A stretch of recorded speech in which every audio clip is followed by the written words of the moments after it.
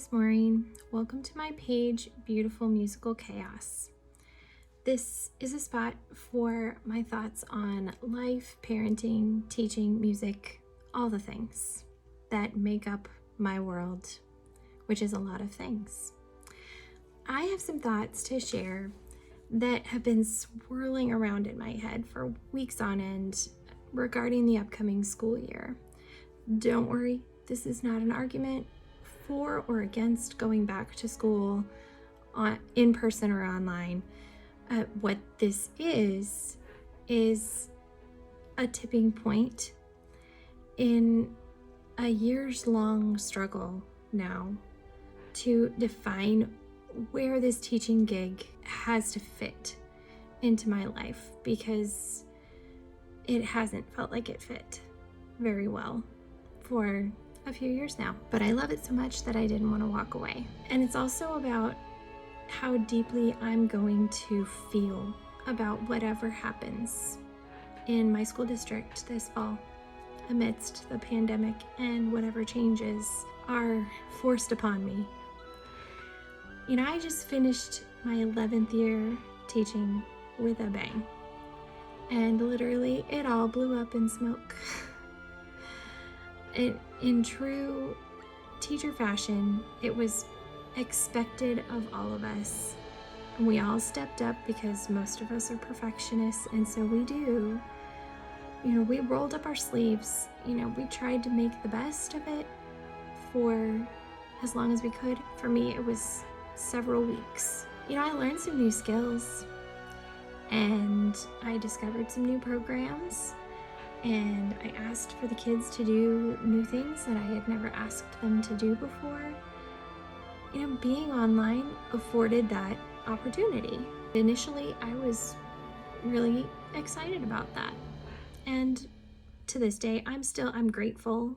However, you know, the blows to my job satisfaction came, you know, at a time when I was already questioning my fitness for the long haul in teaching in this very underappreciated, considered non-essential subject in the eyes of so many in the education world. There are tons of people. I'm rather fortunate in my district to have a lot of people who really value what music brings to the table. It doesn't negate the fact that we're less essential when it comes down to it. And I've been in a war in my mind about this for a couple of years now, pretty much since I came back from maternity leave after having my youngest. And I fell into pretty deep postpartum depression, which I firmly believe that a large part of why I fell into that was that I had developed this kind of unhealthy relationship with my job. It needed to break, and it's still completely broken, and I'm trying to figure out how to put it back together. Here's kind of the root problem, a problem that I don't think is easily or can ever be solved. But myself and others, we use terms like core subjects, and then we refer to our classes as extracurriculars, co-curriculars, or specials. That's the word in the elementary scene. It just reinforces this idea that me and many of my other colleagues, we feel we are just extras. We're just a special occasion. It's where specials comes from. And that should make us feel great, right? But when we're in the nitty-gritty, when we're in the grind, we're in the trenches of every day, the problem is it doesn't matter if our wants and needs or the experience that we give to the students is ignored. We're last in consideration. Perhaps it's because there aren't that many of us, and so we're in the minority of school teaching staff. That makes us kind of low on the totem pole of needs. I've never really pinpointed why I and so many others like me feel like that. And I can definitely say in most cases, it's not intentional. on the part of the non-specials, the core teachers, or the administrators, or the parents. It's nothing anyone is doing on purpose. This is us being crazy. We're just, we're easily forgotten. There are a lot of assumptions made about just our general satisfaction, in part because what we do just seems to be easy. It seems to be really gratifying, and in a lot of ways it is. And in a lot of ways, it's a heck of a lot harder and isolating. That really makes it hard for us to want to stick it out for the long haul. Here's where I dive into this idea of balance, whatever that is. How do I figure out where I fit into this school village? Am I valuable in this village? Am I just a visitor in this village? Am I the village idiot? I don't know. I think it might feel different to different kids, different families, different teachers. And I can't expect to be everything for everybody, even though the pressure is to try to achieve that.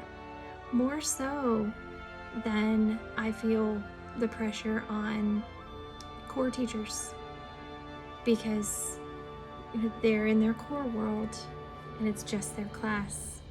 We're talking, it's the whole building that we, the specialists, are concerned about. It's, in my building, over 500 kids.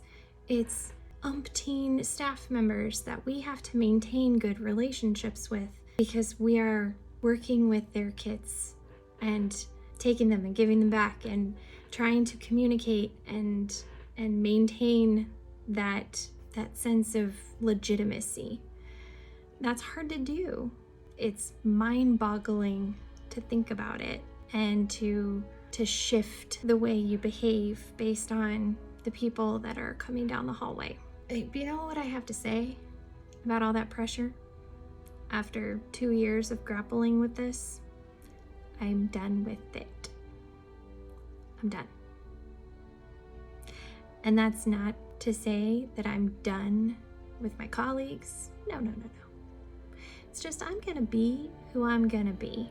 At the end of the day, if I'm not everything, then I'm not everything. This idea of work-life balance has been, in my eyes and in a lot of other people's eyes, a complete fallacy, especially in service professions when we're working on salaries and there's no such thing as overtime. And my husband also falls into this category. We talk about this a lot. He has serious qualms about the message of work-life balance. It's almost a dirty word or a dirty term. And most of the time, he and I both feel that the people who preach that are detached from our situations. Whether it's bosses or supervisors, hourly workers who get paid for every minute that they're there, what have you. Our job performance, my job performance, his job performance, is almost directly related to the amount of hours that we choose to put in. And if you're gonna have good job performance, guaranteed it's gonna be more than the minimum. The minimum is your 8 hours a day, 5 days a week, the 40-hour week, which should be great and fine for most other professions. Or, you work overtime, you're getting something out of it. For us, we're choosing to do it because we want to do well in our gigs. Both of us being overachievers, we do it thinking it's going to get us somewhere. For him, promotion, responsibility, raises. For me, I want exemplary evaluations, and I want happy and loyal students. I have absolutely no ambition to be an administrator ever. I don't think that's ever gonna change. I don't want that job. Administrators are great. That's just not where I see myself. So my quest is ultimately just to feel appreciated. And it has been to ultimately just feel appreciated. And I'm a decade in to this gig now. I've had 2 kids while teaching. I've had 1 maternity leave because the other one, maternity leave, was summer break, so I didn't have to worry about that. And I've had countless other changes to life. I've continued to achieve, despite my life outside of work pulling me away at times. And do I feel fulfilled by all this achievement? Not as much as I thought I would. When I was away on maternity leave, did I feel missed? Sure. Did I feel like they just couldn't go on without me? No. I think that was the kicker. That's the problem. I asked that question to myself. Could they go on without me? Why is that thought even in my head? It's kind of morbid, right? It's so unhealthy to even ask that question. It's that stupid voice in my head that's ruining any chance that I ever had at finding some sort of balance. And let's be real, that thought also needs to be banished. The idea that I can somehow achieve equilibrium between work and my family and friends. The way most service professions work is more like a teeter-totter, not this merry-go-round. There's this constant back and forth.